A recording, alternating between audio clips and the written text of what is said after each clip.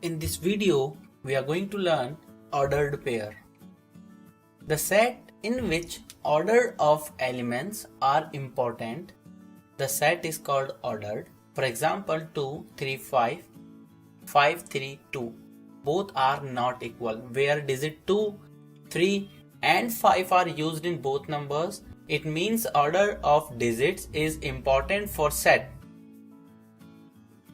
Order set with two numbers is called ordered pair and denoted as a, b, x, y, etc.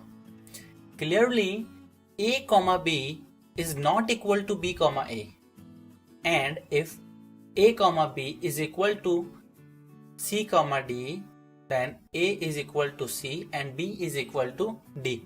In order pair, a is first element and b is second element.